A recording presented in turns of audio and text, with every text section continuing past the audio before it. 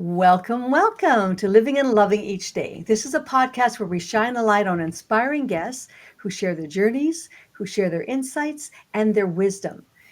Welcome, I'm your host, Sue Janzen, and it's my goal to create a space where we just can connect deeply and learn from one another and find inspiration to live our best lives. So each episode, we bring you our conversations with extraordinary individuals who have incredible stories and valuable lessons to share. And we hope that these stories resonate with you. And we hope that they motivate you and help you see the possibilities in your own life so that you're living and loving each day. So if you enjoy our episodes, please like, share, and spread the word. Appreciate that. I know you hear that a lot, but I really do appreciate that. And your support just helps us reach more listeners and continue to bring amazing content to you. So feel free to connect with me with your thoughts and your stories, and if you'd want to be a guest on the show as well. So today, let's draw our attention here. I want to introduce you to Jean-Luc. He's an extraordinary visionary coach, and he's a healer with over 3 decades of experience guiding transformative journeys. And Jean-Luc's story is a testament to resilience, to the human spirit's capacity to overcome adversity. So despite facing significant challenges, including business failure, bankruptcy, and a courageous battle with cancer, he has emerged stronger and more determined than ever. So, from the depths of despair, Jean-Luc found his calling. He became a Reiki master, and he is now committed to a lifelong of learning and growth. So, his journey from financial hardship to success in construction management showcases his indomitable spirit and unwavering resolve. Jean-Luc defied the odds in transforming his life through sheer determination and unshakable belief in the power of healing. We're going to talk about that today. So now, as a certified coach and practitioner, in various modalities, Jean-Luc offers his profound wisdom and expertise to others.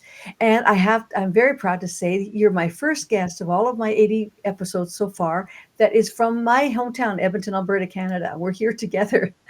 And his transformative programs and tools are designed to empower individuals on their paths to healing and on their paths to abundance. Jean-Luc's inspirational story serves as a beacon of hope, reminding us all of the incredible strength within each one of us and the invaluable lessons that life's trials can teach us. Ladies and gentlemen, please welcome Jean-Luc Allard. Welcome, welcome, welcome, welcome, welcome. Thank you. Thank you. That was quite the introduction. Wow. Really amazing. That's the only time I have to read. I have to read the introduction so that I get it out and I don't forget anything. And then we can just chat here now. So this is a wonderful time to have you. Thank you for being here. And I want you to share a little bit about your journey, like whatever else that I didn't say there for you. And then how you're where you are today, like what's brought you to your coursework today and what you're doing and what's on the horizon for today. Okay. Well, yeah. So I'm from New Brunswick originally, from the east, and I was a young businessman, but we had a lot of problem with the economy, and then I faced bankruptcy. I went through divorce. I had my kids, and so that was quite a lot of stuff. So the depression was easy, but then I was able to overcome a lot of stuff. The first things I remember, my grandmother. I stayed with my grandmother when I was younger, so a lot of religion involved, but and then my great grandmother was native, so there was a lot of stuff that I grew up with I had forgotten. So that came back after I went through bankruptcy and divorce and stuff, and I started. So the first thing I did, I became a Reiki master, and then I started working on managing your thoughts and power of the word, and on and on. It kept going, but then I had to move across Canada because there was no work. Like, it doesn't matter how positive you are, but then, and that's what I did. So 24, almost 25 years ago, I came to Alberta to work, and being broke and bankrupt, and it was pretty hard. But I used all the tools I had learned, and then 13 years later, I was a construction manager, and I was doing very well for myself. And Wow. then 7 years ago, then I had my adventure with cancer. Mm. Again, all the tools I had learned, they worked, even though I went through the process and a doctor wanted to do some different things, and I refused to do what they were saying. I want to stick to being healthy, and we went through the process. And then 7 years later, I'm still healthy. Like, even though I went through removing of a tumor to just doing the chemo and Mm. the radiation. So Mhm. last January, so they check me out every year. I go for full checkout because of radiation. And this year was Valentine's Day, was the day I got to meet my specialist. So he was my date for Valentine's Day, and then again check me out, and it was a bladder cancer. So if you understand cystoscopy, it's not fun, but No. uh, at the end he told me I was his number one uh, Success. success story. And then Good, I said, good. hey, I told you that when we first started working together. Like, you're not removing anything, because that's not if you take away the fear of death, because I was doing like past life regression, akashic records, like, and you can make the right decision when you know yourself, you know a lot of stuff, is spiritual strength and resilience, and then you make the right decision and work with all the tools, and then at the end like, 7 years later, I'm cancer free.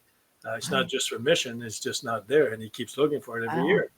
And I'm not crazy, like, I'm healed, but since it's free for us to go get checked out, I don't refuse it. I just go, and then it's a peace of mind, but it's also them learning what I tried to explain to them. Yeah. Being in the doctor, they have to have the books from the university. They don't. None of them that I was around. They're starting now to be more spiritual and start to look at the spiritual side of things, and it's very, very interesting. But that was quite the adventure, and then I learned a lot from there. And then after that, I decided, okay, now it's time to retire from construction and start teaching that stuff that I've been learning for 30 years. Awesome. Awesome. So you're on and you're on your journey still. Like you've come through all of that, and then now you're in the process of coaching, and you have classes like Reiki. I say that wrong. I'm sorry. You're a Reiki master. Yeah, Reiki, Reiki. Yeah, REI. Yeah, but and you have classes in that. So you're doing a lot of holistic work. yeah. I don't do much class in Reiki. I do more in the transformation. Like, passionate life is my biggest thing, because I teach people to find their passion, and that's the fuel for the long term vision. And then from there, I do the teaching of managing your thoughts and power of the word. A lot of people ask, like, how could I manage my thought? Well, when we work with power of the word, basically, whatever comes out your mouth is what's in your mind, and Yeah. that's how we're able to say, okay, that's what you're thinking, because that's what you just said. And then we kept working on this. So there's a lot of things that start to work together, and a lot of it is the foundation for law of attraction. Because a lot of people tell me law of attraction doesn't work. No, not the way. They're just giving you this. Like, it's like giving you a blueprint for a house, give you one hammer, you'll Yeah. never build a house, right? So that's what they've been doing. So now we have to go through the process, and the passion is always the number one thing. What are you passionate about? What do you love? Like, what Hmm. drives you? And a lot of people don't even know what they have. So we have to go back in time, and a lot of time there's a lot of what do you call the limiting belief attached to Hmm. it when you pull it Yeah. out, and they think they can't do something, and it's so easy to fix when we start. Oh. And then, and managing your thoughts, right? Like how people, a lot of exercise do, like, what's the negative thought about yourself every day? Like, a lot of people bring themselves down. Like, to me, the way I talked to myself before, I'm getting better at this, like, because it's ongoing. Hmm. If I would have talked to people around me the way I talk to myself, nobody would be talking to me. No. Nobody would be around me, because we're so hard on ourselves. Yeah. And it's hard to switch it to positive saying about yourself. When you look in the mirror, Hmm. you got to love that person to be able to thrive in the whole thing. But a lot of people, they're just stuck in that negative thing Yeah. about themselves. And that's what we have to work on, and That's awesome. find our passion to really get out of that and see what you're good at, and start to be nice to yourself, become your best friend. Basically, that's how we do with managing your thought. So that's Oh, very good. powerful. I think that the number one step is the foundation is understanding yourself and that self-awareness. So it sounds like what you're doing is bringing a lot of that for to a more conscious level so that people are more aware. One of the things that I do in my coaching is there's a game we call blame, shame, and complain game. And just to again say what you're saying is about that self-awareness, not talking badly to ourselves. If we are either blaming the weather for something that happened or complaining about something that's not going right, and that could be your job or anything in your family, or shaming, which is the worst, and where you're actually blaming yourself for something. We say every time you do that, you either put a tick on a chart in your home or you put a loonie. Like, we're Canadians, so we put the loonies in the jar, and it's amazing after a week how many times it's like thinking. Even when you think about it and don't say it out loud, you have to put the money in there. And so it's really interesting how often that you do things. And so when the first week that I ever did that, I had $62 in my bucket because I just kept, like just, oh, the weather, the mail's late, or I keep getting junk mail, like, oh, and then the kids are saying, oh, put a loonie in because you're complaining. So they brought that to my attention. And then the good news is the second week I was $32. So I cut it in half. And now it's really very prominent in my mind. Even when I say things negative to myself, I go, whoop, delete, Delete. backspace. And so now it's just being aware is huge. And I think we don't know that we're not aware until we're aware, right? Yeah, and then awareness is big, and then the worst part is when you have somebody else that does the work at the same time as you in your house, because when you slip, you got somebody that calls you I out, know. I and know. that's like, whoa, like and then sometimes it's annoying, you can get triggered, but it's the best way to grow and to really be aware.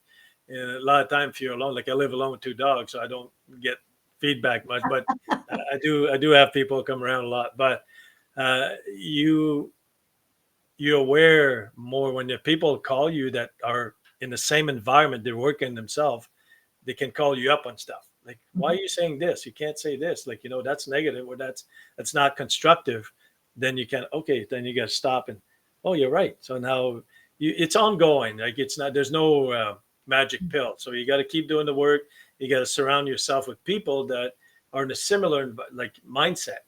Mhm. Everybody wants to grow, and then you learn how to work with people. So you can, like a lot of people in the old days is just say, hey, you said this. Now we can I say something to you? Are you open to some, like, if you have bad temper? To me, I don't have that. But every time I get triggered, it's a gift.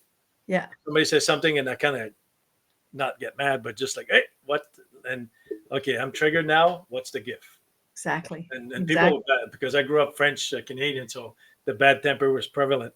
And now, yeah, there was a lot of work, like 30 years of fixing this thing I grew up with. But now I'm more aware, like even getting cut off in traffic. Before I would tell you what I would do, but now it's like make up stories, right? And then I got cut off not too long ago, and my girlfriend, she was ready to put her window down and start. No, it's like he probably needs to go to the bathroom real bad, or he needs his coffee real bad, or you Exactly. start making up story. And then if you have somebody with you that's just as funny, by the time you end up with the many stories, it's pretty hilarious.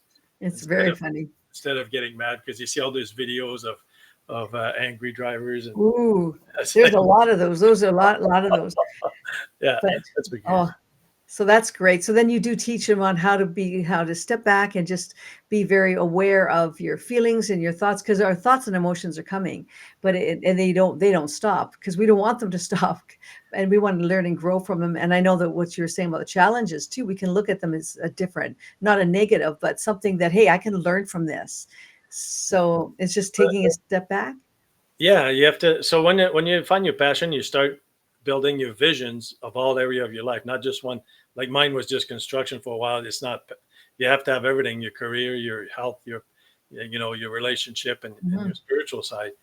Uh, then all of a sudden you start to realize the resilience. When something doesn't go right, you know there's a reason. So Mhm. I use the GPS metaphor. Like a GPS never gets mad when if there's an accident or a roadblock or whatever construction, it just recalculates, Yeah. right? Recalculates. And once we've done this and we start to understand that, you do your vision A to B, it's never going to be that easy. But every time there's a detour, you enjoy the detour because it's either something else you have to learn, or it's a Mhm. nice place you got to visit, or you know what I mean. There's a lot of metaphor we can Yeah. use. You use the GPS. So when people start to get that, then all of a sudden the anger stop and you're questioning, like going through cancer. Why am I going to cancer? Why did I try to cancer? What am I supposed to learn Mhm. from this? You learn a lot of empathy when you're hanging out with people that are in worse shape than you are. Oh Like, gosh, yeah. here I used to go to Cancer Cross, and I'd say 90 to 95% of people would talk to me, but you dad this because I talk to everybody.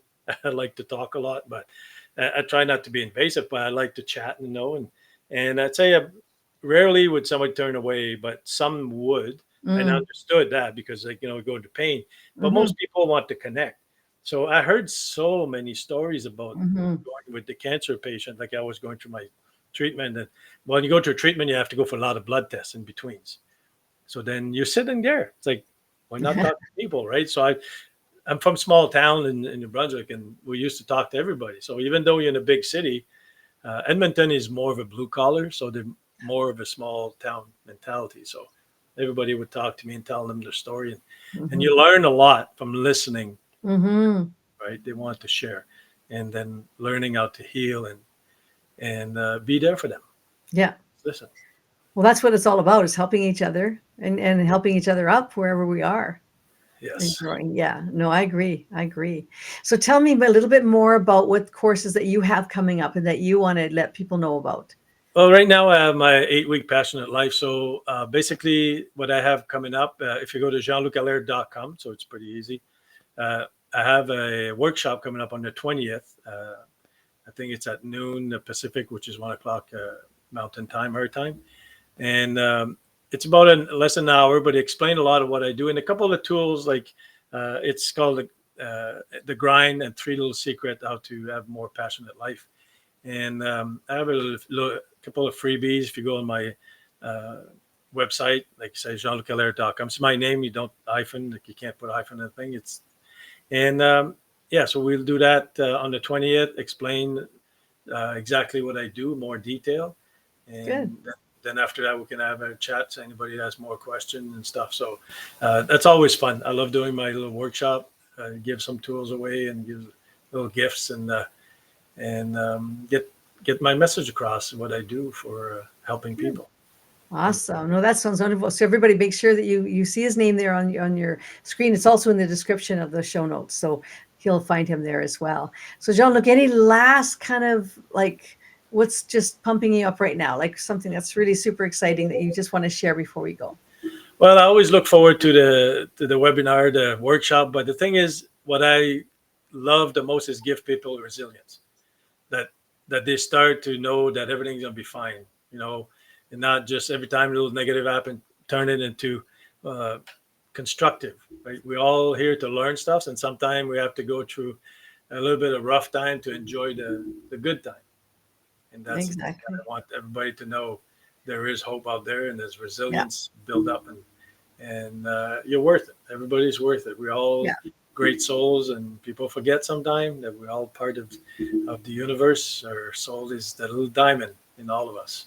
Exactly. Well, thank you so much. Thanks for being here. I'm not quite sure what's happening with the mic there, but that's okay.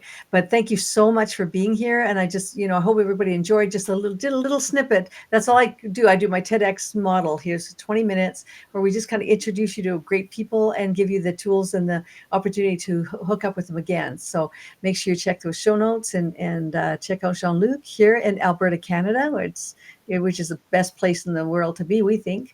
And thank you everybody for joining me, and I really appreciate you coming. And please send me a note and like and subscribe and do all those things too, just to support us. So I appreciate that. So thank you, Jean-Luc, so much. A bientôt. Not a Yeah, bientôt. à bientôt. A bientôt. Thanks for having me. Appreciate it. Au revoir is what I meant to Au say. revoir. Au revoir. I appreciate that. So thank you very much. Okay, bye everybody.